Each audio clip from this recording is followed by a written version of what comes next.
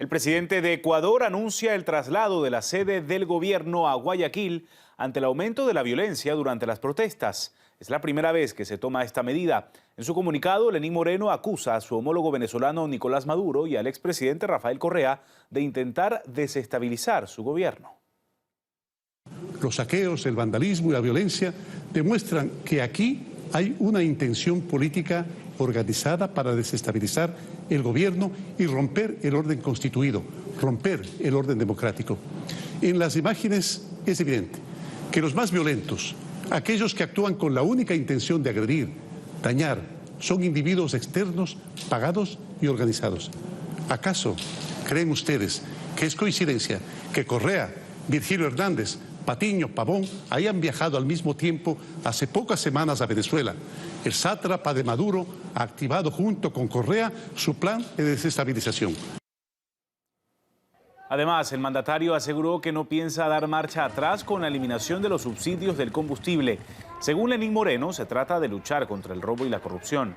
Mientras, por todo el país se reportan fuertes enfrentamientos entre los manifestantes y la policía, decenas de detenidos y heridos. Se informa de que un hombre murió atropellado. De manera extraoficial informan de más fallecidos.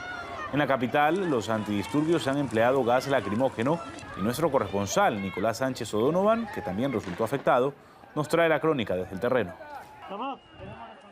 El gas lacrimógeno invade las calles de Quito y también estamos viendo cómo están utilizando medidas sonoras. Empezamos a ver también algunos fuegos en el medio de la calle. Esta era una protesta de estudiantes. Vemos también a muchísima policía atrincherada. El aire, como digo, está cargado con gas lacrimógeno y la situación se ha tornado tensa y violenta en cuestión de minutos.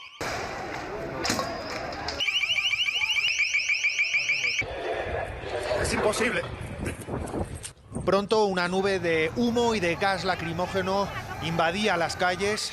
Nuestro equipo se vio afectado, al igual que todas las personas que tuvieron que dispersarse. Los policías están maltratando a nuestro pueblo. Durante 3 horas, policías y manifestantes chocaron violentamente.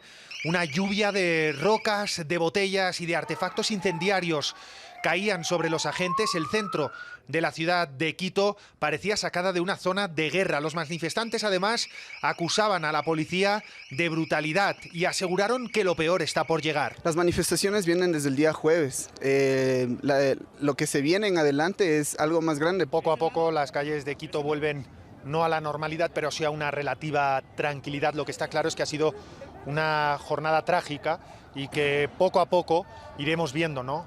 Cuáles son los números, cuáles son las consecuencias en modo de arrestos, de heridos y de destrozo de material urbano. Nosotros, mi camarógrafo y yo, estábamos reportando y hemos sufrido también las consecuencias de estos choques, primero con el gas lacrimógeno, después con una bomba de humo que nos caía al lado y una bomba de sonido también muy fuerte, y nos daba una idea, ¿no?, de cuál era la gravedad de las manifestaciones, de los choques entre la policía y los manifestantes. Como decimos, aquí de momento solo ha actuado la policía, pero rodeando el Palacio Presidencial está también la Fuerza Militar de Ecuador, y es que se espera que el miércoles lleguen hasta aquí miles de indígenas de todas las comunidades del país para protestar por este paquetazo.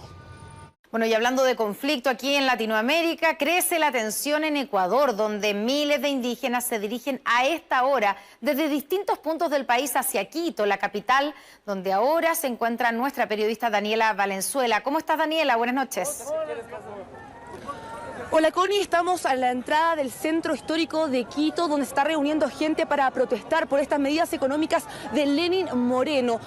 Entre hoy y mañana ya está entrando gente hasta Quito desde el norte y el sur, principalmente indígenas. Se espera ya que para el miércoles haya más de 20.000 que protesten. No podemos entrar al centro histórico porque está ahí blindado el Palacio de Gobierno con tanquetas, aunque el gobierno asegura que son solamente autos blindados. El miércoles es el día clave, el día 9, donde va a haber un paro general general aquí en Ecuador.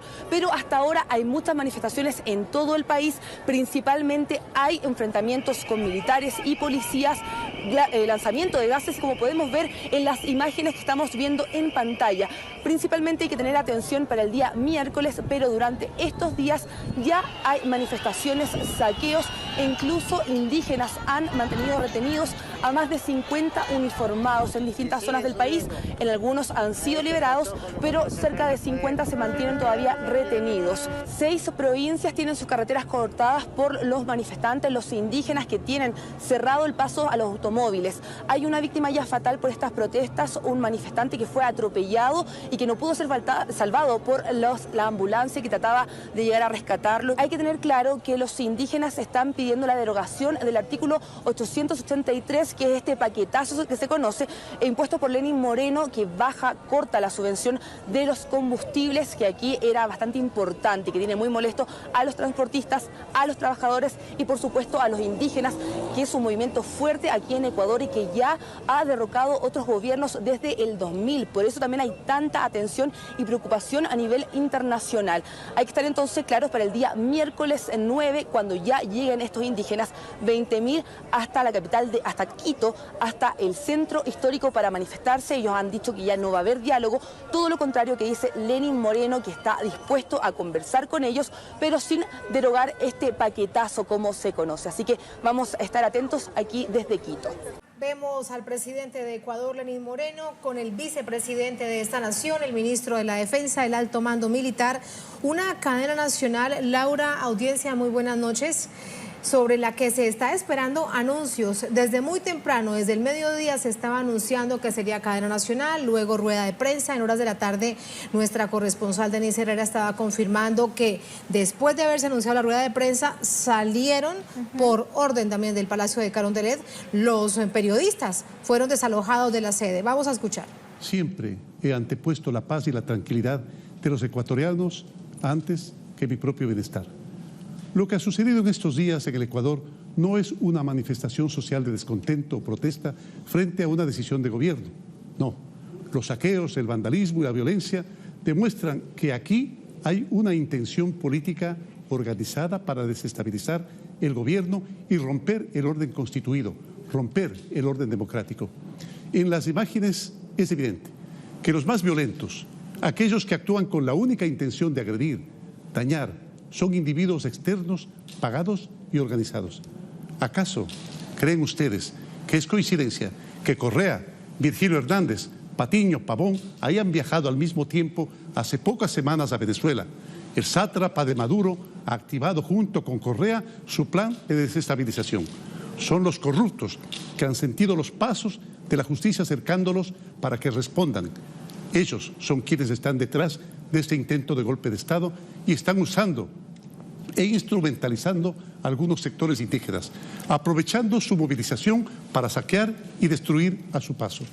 Es con los recursos que se robaron que están financiando las agresiones y los saqueos. Son ellos los que no quieren la institucionalidad democrática, no quieren que ella siga firme. Como demócrata, rechazo con contundencia ese atentado contra la democracia. Quiero destacar y agradecer el compromiso de las Fuerzas Armadas y de la Policía Nacional, quienes con absoluta lealtad han defendido, en el marco del Estado de Derecho y las libertades civiles, la democracia y las instituciones con su apoyo y trabajo permanente. Siempre desde el Gobierno vamos a seguir protegiendo los derechos y la tranquilidad ciudadanas. Evitaremos siempre cualquier derramamiento de sangre. Los ecuatorianos pueden estar tranquilos. La violencia y el caos no van a ganar. La democracia, la paz saldrán nuevamente victoriosas.